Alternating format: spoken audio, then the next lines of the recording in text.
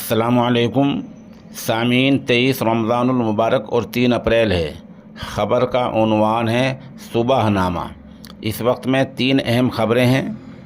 ایک خبر زلزلے کے تعلق سے ہے، دوسری خبر بٹو بجرنگی کے ایک ویڈیو کے تعلق سے ہے، اور تیسری خبر آگ لگنے سے 7 آدمیوں کے مرنے کی ہے۔ ساری خبریں تفصیل سے سنیں۔ تائیوان میں آج صبح زلزلہ آیا ہے۔ اس کی رفتار 7.4 بتائی گئی ہے۔ زلزلے میں کئی بڑی عمارتیں گر گئی ہیں، البتہ جانی نقصان کی ابھی کوئی اطلاع نہیں ہے۔ متعلقہ محکمے نے جاپان کے لیے بھی زلزلہ آنے کے لیے خبردار کیا ہے۔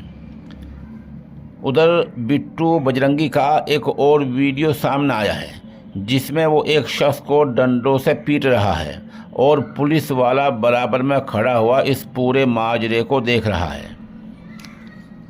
بتایا جاتا ہے کہ شامو نامی شخص پر لڑکی چھیڑنے کا الزام ہے۔ بجرنگی کے گرگے اس کو پکڑ کر بٹو بجرنگی کے مکان پر لائے، تب اس نے یہ مار پیٹ کی۔ اس واقعے میں ایک بات تو یہ ہے کہ بجرنگی اور اس کے حامیوں نے قانون اپنے ہاتھ میں لے لیا ہے۔ دوسری بات یہ ہے کہ پولیس کا کام قانون کی حفاظت کرنا ہے، مگر یہاں پولیس والا تماش بین بنا ہوا ہے۔ ادھر مہاراشٹر کے اورنگ آباد علاقے میں درزی کی دکان میں آگ لگنے سے اس کے اوپر والے مکان میں بھی آگ لگ گئی، جس میں 2 مرد، 2 بچے اور 3 خواتین کی موت ہو گئی ہے۔ آگ لگنے کی وجہ ابھی تک سامنے نہیں آئی ہے۔